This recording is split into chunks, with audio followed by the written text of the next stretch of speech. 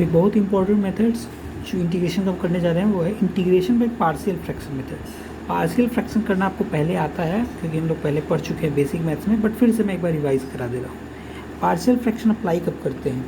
अगर हमारे पास p x upon q x इस तरह से रेशनल फंक्शन है, p x upon q x, अगर डिग्री ऑफ पी एक्स जो है ग्रेटर है डिग्री ऑफ क्यू एक्स से, अगर ऊपर की डिग्री ज़्यादा है तो हम क्या कर सकते हैं, क्यू एक्स से पी एक्स को डिवाइड कर देंगे। उस केस में आप क्यू एक्स से पी एक्स को डिवाइड करके कोसेंट मिल जाएगा, रिमाइंडर मिल जाएगा, रिमाइंडर की डिग्री इससे कम होगी। बट अगर डिग्री ऑफ पी एक्स जो है वो लेस है डिग्री ऑफ क्यू एक्स से, तो इसको हम प्रॉपर फ्रैक्शन बोलते हैं। और इसी का हम लोग क्या करते हैं, ये हमारा प्रॉपर फ्रैक्शन कहलाता है और इसको हम लोग पार्शियल फ्रैक्शन करते हैं। तो पार्शियल फ्रैक्शन हम कब करेंगे, जब हमारा नीचे का डिग्री ज़्यादा हो ऊपर का डिग्री कम हो, तो हम पार्शियल फ्रैक्शन अप्लाई कर सकते हैं। अगर ऊपर की डिग्री ज़्यादा है नीचे की डिग्री कम है तो हम क्या कर सकते हैं, नीचे वाले से ऊपर डिवाइड करेंगे और उसके बाद अपने आप देखेंगे कोसेंट प्लस रिमाइंडर करके आ जाएगा।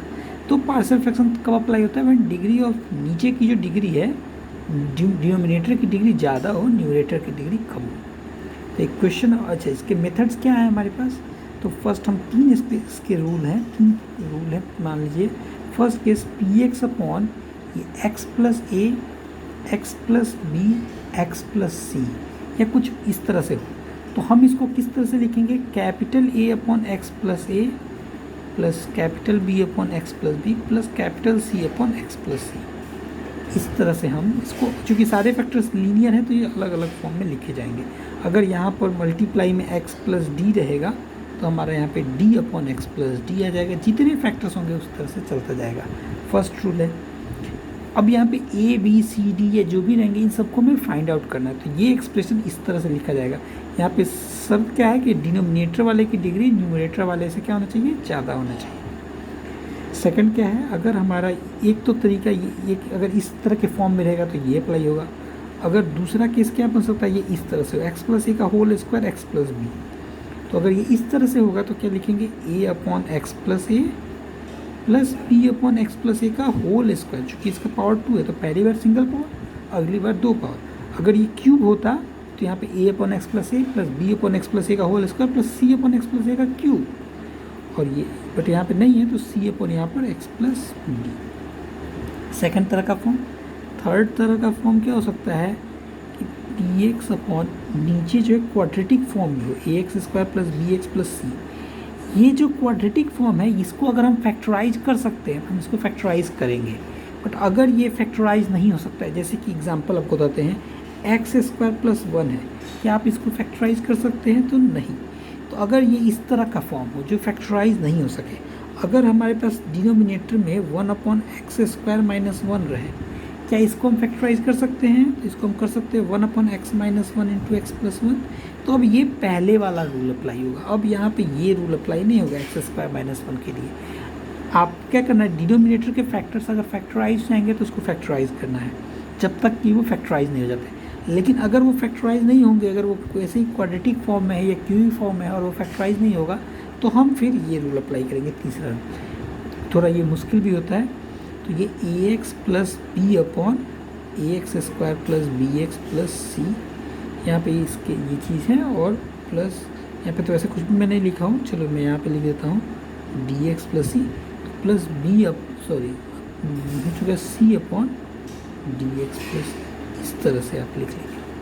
तो ये तीन रूल्स है। यहाँ पे ए बी सी डी इन सबको फाइंड आउट करने का तरीका भी पहले सीख चुके हो, अभी हम क्वेश्चंस करेंगे तो आपको समझ में आ ही जाएगा कैसे a b c d find out करते हैं। तो ये रूल्स क्लियर है। इसमें एक नीचे एक बहुत इंपॉर्टेंट चीज़ ध्यान देने वाली बात है कि जब तक फैक्टराइज नीचे का फैक्टर अगर फैक्टराइज होगा तो उसको फैक्टराइज करना है। तो हम स्टार्ट करते हैं एक ईजी क्वेश्चन से ही, कि अगर हमारे पास जो है इंटीग्रेशन, हम क्वेश्चन ले लेते हैं। अगर हमारा जो क्वेश्चन है एक्सरसाइज ये 6th का सेकंड क्वेश्चन है वैसे तो, D x upon x square minus 9, इसको हमें इंटीग्रेट करना है। तो आप चाहो तो ये एक्स स्क्वायर माइनस ए स्क्वायर के फॉर्मूले से कर लोगे जो हम लोग पहले कर चुके हैं, बट हम इसको पार्शियल फ्रैक्शन से करते हैं। तो एक ही क्वेश्चन अलग अलग फॉर्मूले से हो सकता है। बहुत बार ऐसा होगा कि क्वेश्चन पार्शियल फ्रैक्शन से ही होगा, उन फॉर्मूले से नहीं होगा। और धीरे धीरे हमारे क्या है फॉर्मूले बढ़ते जा रहे हैं, हम ज़्यादा से ज़्यादा फॉर्मूले हम लोग सीख चुके हैं। तो अब हमारे पास जो हमारे हथियार है वो ज़्यादा स्ट्रॉन्ग हो चुके हैं। तो अब आपको धीरे धीरे आप खुद फील करोगे, आप क्वेश्चन ज़्यादा इजीली सॉल्व कर पाओगे कि आपको ज़्यादा से ज़्यादा मेथड समझ में आ गए, ज़्यादा से ज़्यादा फॉर्मूले आ गए हैं। तो अब आप स्ट्रॉन्ग फील करोगे कि चलो इससे नहीं तो इससे भी अप्लाई करके कर सकते हैं। तो इसको हम पार्शियल फ्रैक्शन से करते हैं, D x upon x square minus 9। तो इसको हम क्या लिख सकते हैं, D x upon x minus 3 into x plus 3, क्योंकि ये फैक्टराइज हो रहा है, फैक्टराइज हो रहा है तो फैक्टराइज करना है। अगर फैक्टराइज नहीं होगा तब वो क्वाड्रेटिक वाला, फैक्टराइज हो रहा है तो करेंगे। तो कर दिए, लीनियर फैक्टर्स में आ गए हैं। तो अब हमारे पास पार्शियल फ्रैक्शन किसका करना है, 1 upon x minus 3 into x plus 3 का। तो इसको हम क्या कर सकते हैं, इसका फॉर रूल क्या था, एक्स माइनस 3 ये बी, ये भी रूल से किया था। हमें ए और बी निकालना है। तो हम यहाँ पे एलसीएम ले ले, अगर ये सब आप चाहो तो रफ में इतना कर सकते हो, इतना डिटेल में यहाँ करने की जरूरत नहीं। यहाँ पे एलसीएम हमारा एक्स माइनस 3 एक्स प्लस 3 हो जाएगा। तो ए इंटू क्या होगा, x plus 3 plus b into क्या होगा, एक्स माइनस 3। कोई डाउट है, नहीं है। डिनोमिनेटर कैंसिल, आप डायरेक्टली चाहते तो ऐसे लिख सकते हैं, अगर आपको समझ में आ गया है। A into x plus 3 plus b into x minus 3, दोनों का डिनोमिनेटर तो सेम आएगा, तो डायरेक्टली ए इंटू दिस ये करके लिख सकते थे यहाँ से। अब यहाँ पे ए और बी निकालने के मेथड्स भी आप पहले जानते हो, सिंपल मेथड में बता रहा हूँ। आप क्या करोगे, एक्स की वैल्यू, सर ये पुट करने वाला जो तरीका है, हम पुट करेंगे एक्स की वैल्यू -3 पुट करने से क्या होगा, ये चीज़ जीरो, एक बार एक इसको जीरो बनाएंगे, एक बार इसको जीरो बनाएंगे। तो एक्स को -3 पुट करने से ये जीरो। तो यहाँ पे क्या आ जाएगा, 1 is equal to b into -6, -3 तो बी क्या आ जाएगा, -1/6। अगली बार अगर हम x को 3 पुट कर देंगे तो ये जीरो हो जाएगा। तो 1 is equal to a into 6, तो ए क्या आ जाएगा, 1/6। तो अब हमारा ये प्रॉब्लम क्या बन गया, 1 upon x minus 3 into x plus 3 क्या बन गया, 1/6 into x minus 3 minus 1/6 into x plus 3, ये बन गया ये, ठीक है। तो अब ये बन गया। तो अब ये जो हमारा ये प्रॉब्लम है डी एक्स अपॉन दिस था, इसको हम इस तरह से लिख सकते हैं। इससे क्या होगा कि सेपरेट इंटीग्रेशन हो जाएगा। तो integration of D x upon x minus 3 into x plus 3 को हम लिख सकते हैं 1 upon 6x minus 3 minus 1 upon 6x plus 3, इस पूरे का इंटीग्रेशन।